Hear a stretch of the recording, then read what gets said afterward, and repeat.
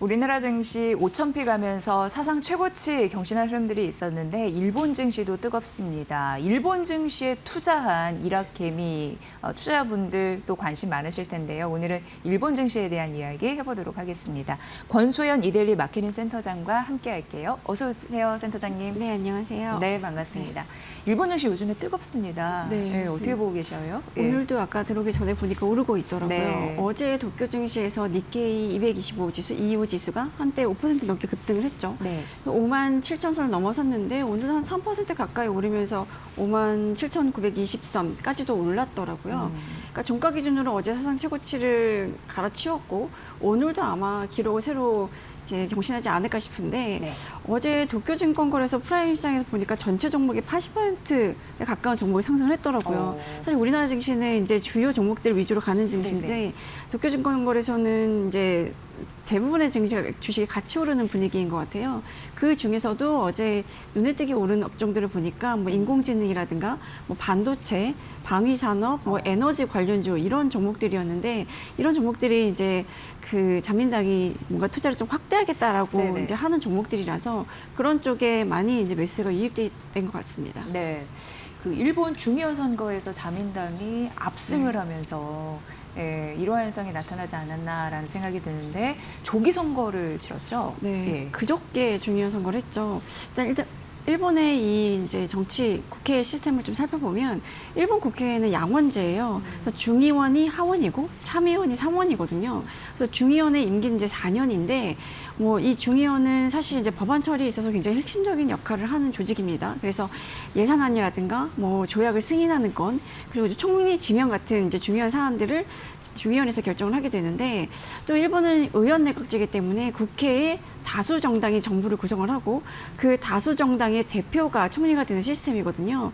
그러니까 총리와 의회는 이제 서로 불신임권, 해산권 이걸 서로 갖고 있어서 서로 견제를 할 수 있는 구조인 건데 그래서 중의원의 구성이 정부의 뭐 정책 안정성이라든가 정책 추진력 이런 거에 굉장히 중요한 역할을 하고 있거든요.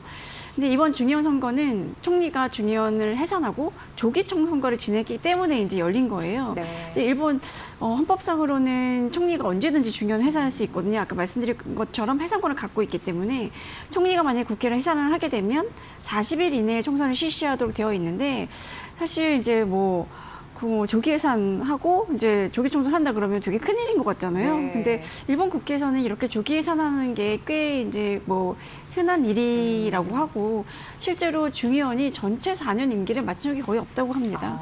대부분 해산하고 조기 선거로 바뀌었다는 건데 이번에도 다카이치 사나이 총리가 지난 1월 28일에 중의원을 해산을 하고 이제 조기 총선을 하겠다라고 해서 그 실시된 조기 총선이 이제 지난주, 그러니까 그저께였던 거죠. 네.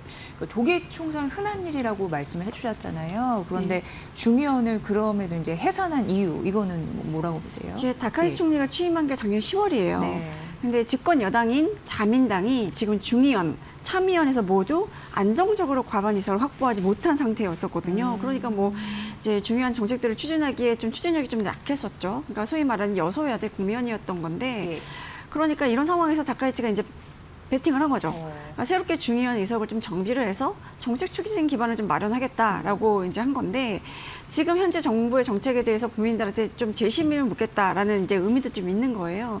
근데 이제 여론조사를 쭉 보면 그래도 여당에 대한 지지율이 계속 높게 나오고 있고 또 야당 세력은 좀 현재 분열되어 있는 상황이니까 네.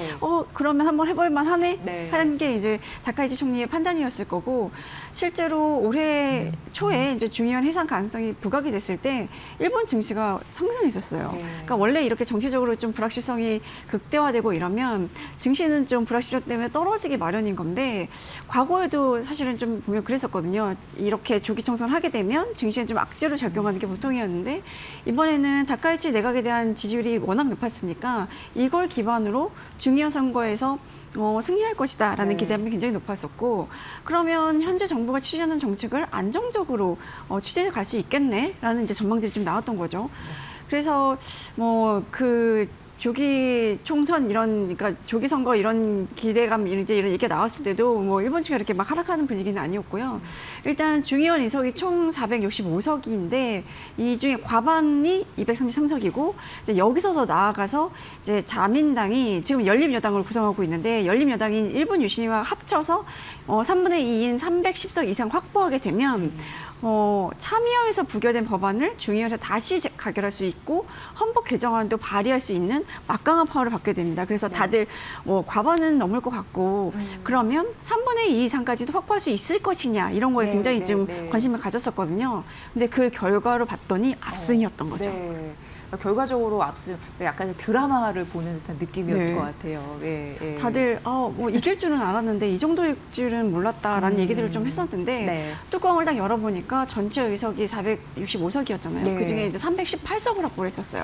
원래 자민당이 갖고 있었던 석이 198석이었는데 이게 굉장히 많이 늘어난 거죠.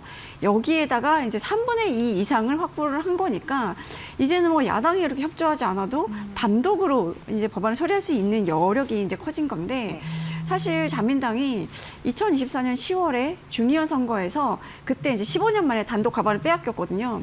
그러다가 이번에 1년 4개월 만에 단독 과반 이상을 확보한 거고 이게 1945년에 2차 세계대전이 끝나고 일본이 패배한 그 종전 이후로 처음으로 중의원에서 3분의 2 이상을 확보한 거라서 이것만으로도 역대급 승리다라고는 이제 표현이 나오고 있는 거고요. 그 열린여당을 구성하고 있는 일본 유신회가 36석을 확보를 했어요. 그래서 연정을 구성하고 있는 자민당과 유신회 중의원 의석을 다 합하면 352석에 달하기 때문에 일본 역사상 가장 강력한 여당이 탄생을 하게 된 거죠. 네. 전략을 잘 세웠고 이게 들어맞았다라고 생각하니까 와 이런 생각이 드는데 압승할 수밖에 없었던 결정적인 이유는 어디에 있다고 보세요? 근데 사실은 작년 여름까지만 해도 자민당은 굉장히 위기였었어요. 네. 그런데 이제 다카이치 총리 취임 이후에 지지율이 뭐 60에서 70%를 유지를 하고 있었거든요. 사실 일본 국민들은 그동안에 좀 강한 일본을 원했던 게 좀 있었던 것 같아요. 이런 열망을 이 다카이치 총리가 굉장히 이제 잘 파고든 게 아닌가 하는 생각이 좀 드는데 다카이치 총리는 자민당 내에서도 굉장히 대표적으로 극보수인 인물로 꼽히는 사람이었거든요. 네. 그래서 아베 신조 노선을 계승을 하면서 뭐 야스쿠니 신사 참배라든가 뭐 역사 수정주의를 이제 주장하기도 했고 중국에 대한 강경 노선 이런 것들로 대표되는 그래서 여자 아베로 불리기도 했었어요. 그래서 그런 만큼 이제 인기도 좀 높았었는데 이번 선거에서도 사실은 다카이치 총리의 개인기 이런 것들이 굉장히 많이 반영이 된 게 아닌가라는 생각이 드는 게 다카이치 총리 별명이 사나카스거든요. 이제 사나의 그 사나 그리고 이제 일본어로 활동을 뜻하는 카스를 합친 말인데 약간 이제 애칭처럼 뭐 사나카스의 뭐 일거수일투족이 이제 화제가 되는 이제 분위기였던 거예요. 그래서 다카이치 총리가 들고 다니던 뭐 검은색 토트백이라든가 이제 메모할 때 항상 이제 분홍색 볼펜을 사용하는데 이게 다 품절 사태를 빚기도 했고 이 소셜 미디어 활동도 굉장히 열심히 하고 있는 분인데 뭐 소위 말하면 이제 인플루언서인 거죠. 정치 인플루언서에 가까운 분인 건데 다카이치 총리의 유튜브 채널 구독자가 85만 명에 달하고요. X 팔로워는 260만 명 정도라고 합니다. 그리고 굉장히 이제 뭐 한마디가 계속 이제 리트윗이 되고 뭐 이제 회자가 되고 이러면서 이제 빠르게 확산할 수 있는 영향력을 가진 정치인인 거죠. 그리고 사실 일본 정치인들은 집안이 정치인 집안이라 이제 정치인으로 키워지는 세습되는 경우들이 굉장히 많은데 다카이치 총리는 자수성가형이라고 하더라고요. 그리고 워낙에 이제 활달하고 이제 당차고 또 거리낌 없는 모습 이런 것 때문에 젊은 층한테 인기가 좀 많다라고 해요. 근데 이제 이 지금 총선이 치러진 이 시기가 마침 또 대중 갈등이 고조된 시기잖아요. 그래서 이제 외신을 좀 보다 보면 이런 분석들이 굉장히 많아요. 일본 자민당의 압승에 중국이 굉장히 기여를 했다라고 얘기를 하는 게 그 다카이치 총리가 중국이 대만을 점령하면 일본의 안보가 위협받을 수 있다라고 이제 공개적으로 발언하면서 그러면 이제 일본이 관여를 할 수 있다라는 이제 그런 가능성을 좀 시사를 하면서 중국과의 관계가 급속하게 악화가 됐잖아요. 그것 때문에 중국이 뭐 수출도 제한하고 관광도 제한하고 이러면서 좀 일본을 압박했고 한때 한한령을 했던 것처럼 지금 이제 한일령 이렇게 뭐 했던 상황이라서 이렇게 중국이 강경 대응을 한 게 오히려 일본 내에서는 중국에 대한 반발 그리고 이제 우파들의 결집을 불러왔다라는 평가가 좀 있습니다. 네. 또 증시도 급등을 했는데 이건 경제 정책에 대한 기대감이 반영된 거였죠. 그렇죠. 이제 다카이 정부의 경제 정책이라는 게 사실은 이제 확장 재정으로 대표될 수 있는 거거든요. 그러니까 물가 안정, 그리고 성장 산업 지원, 그리고 방위력 외교 강화, 뭐 이런 것들인데 이거는 결국 이제 적극 재정 그리고 감세안을 통해서 이제 가능한 이제 정책들인 거예요. 그래서 지난해 10월에 다카이치 취임 이후에 이제 대규모 정부 지출 그리고 산업 투자 계획 이런 것들을 좀 내놨었거든요. 그러면서 이제 사나이노믹스, 뭐 다카이치노믹스 이런 이제 신조어가 좀 만들어졌죠. 근데 지난해 말에 뭐 역대 최대 규모의 추가 경정 예산 편성을 했고, 그리고 이제 그 일본의 회계연도는 4월부터 시작을 하거든요. 2026년 회계연도 일반 예산안도 역대 최대 규모로 편성을 했습니다. 그리고 방위비 증액, 그리고 뭐 인공지능이라든가 반도체 이런 전략 산업에 대해서 국가가 주도해서 투자를 하겠다 이런 계획도 좀 내놨고요. 그리고 앞으로 2년간 식품 소비세 0%라는 감세 공약도 제시를 했어요. 이렇게 되면 이제 물가를 이제 누를 수 있기 때문에 물가를 누르게 되면 그만큼 이제 금리 인상을 할 필요가 없어지는 거잖아요. 네. 그러면 전반적으로 이제 시장에서는 아, 유동성이 풍부해지겠구나. 어쨌든 정부가 돈을 풀고 거기다 금리 인상도 자제를 하게 된다면 시중의 유동성은 이제 많아질 수밖에 없기 때문에 그런 면에서 자산시장에서 이제 다카이치 트레이드라는 말이 나왔죠. 뭐 재정 확대, 유동성 확대 뭐 이런 것 때문에 이제 경제 또 활기가 뜰 거고 또 그렇게 되면 증시는 오를 수밖에 없고 그것 때문에 이제 니케이 지수가 급등한 이유도 좀 있는 건데 뭐 이렇게 되니까 뭐 그 어제 JP모건은 니케이 지수의 연말 전망을 기존에 6만 포인트로 지시를 했었는데 네. 6만 1,000포인트 상향 조정을 했고요. 우리나라에서도 이제 뭐 일학개미들이 워낙 많으니까 이런 이제 일본 증시에 대한 분석도 하고 전망도 하는데 한국투자증권이 니케이 지수의 올해 예상 밴드 상단은 6만 포인트 상향 조정을 했더라고요. 근데 과거 데이터를 봐도 선거에서 압승했을 때 이후에 증시가 좀 상승을 한 추세를 좀 확인할 수가 있는데 뭐 고이즈리 주니치로 정권이라든가 아베 신조 정권 출범할 때 그때 출범해서 이제 강력하게 정권 기반이 조성이 되면 그때 이후에 이제 증시가 좀 상승세를 좀 보였었는데 자민당이 단독으로 296석 확보했던 2005년 그때 선거 후에 120 거래일 동안 니케이 지수가 평균 26% 상승을 했고요. 2012년 정권 교체 당시에도 선거 이후에 니케이가 34% 올랐습니다. 그러니까 이번에도 니케이 지수 한동안 가겠다라는 전망들이 좀 나오고 있는 거죠. 네. 그럼 센터장님 금리나 엔화에 대한 영향 이거 어떻게 우리가 판단해 볼 수 있을까요? 뭐 사실 이제 그 금융시장을 구성하는 대표적인 자산이라고 하면 이제 네. 주식과 뭐 채권과 그리고 이제 환을 얘기를 하는데 사실 이제 금리 같은 경우는 워낙에 이제 재정을 풀게 되면 국가 부채에 대한 우려가 커질 수밖에 없기 때문에 국제금리 상승을 했거든요. 그러니까 다카이치 총리가 이제 이런 여러 가지 뭐 정책을 이제 얘기를 하면서 부족한 재정은 29조 6천억 엔에 달하는 이제 신규 주체를 발행해서 충당을 하겠다고 했어요. 어쨌든 그러면 국채 공급이 많아지는 거고 금리는 오를 수밖에 없는데 신규 부채를 발행하겠다고 한 규모가 하나로 따져보면 한 276조 원 정도 굉장히 큰 규모인 거예요. 이미 일본의 국가 채무가 1,000조 엔을 넘어섰고 정부 부채 비율이 국내 총 생산 대비로 보면 237%에 달하는 국가거든요. 미국이 120%인데 이제 일본이 지금 정부 부채 비율이 미국의 2배에 달하는데 여기에 국가 부채를 더 발행을 한다? 이거는 이제 결국은 그러니까 국채 금리 상승을 부를 수밖에 없는 요인이고 그리고 이제 소비세 인하 뭐 이렇게 하면서 물가 상승률이 좀 낮은 수준으로 유지를 하게 되면 금리 인상 속도는 더뎌질 수밖에 없고 그렇게 되면 이제 엔화 약세 압력은 더 높아질 수 있는 거잖아요. 그래서 이제 이 다카이치 총리도 선거 기간 중에 여러 가지 얘기를 한 것 중에 보면 엔화 약세는 수출 기업의 큰 기회다라고 이제 언급하기도 했고 이게 이제 시장에서는 아 그럼 엔화 약세를 정부가 용인을 하겠네 이렇게 이제 받아들이게 된 거죠. 근데 뭐 일각에서는 자민당의 승리가 어느 정도 이제 금시장에 반영된 거 아니냐. 네.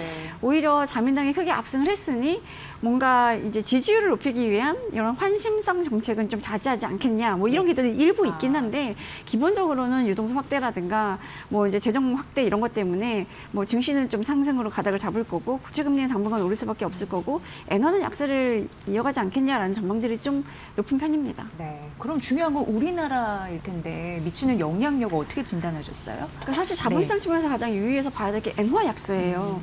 그러니까 과거에는 원화와 엔화가 사실 역의 상관관계였거든요. 그러니까 예를 들어 엔화가 오르면 원화는 좀 떨어지고 이랬었는데 이게 1990년 이후 30년간 원달러 환율 그리고 엔달러 환율이 반대로 가는 경향이었던 게 2010년 이후에는 상관관계가 양으로 돌아섰어요. 그러니까 엔화가 약세를 보이면 원화도 따라서 약세를 보이는 이렇게 같이 방향성을 같이 가는 이제 분위기가 이제 바뀌었는데 2022년 이후에 이 상관관계가 0.8 이상까지 오르면서 이제 거의 동조화 현상, 그러니까 커플링이 되는 현상을 보였거든요.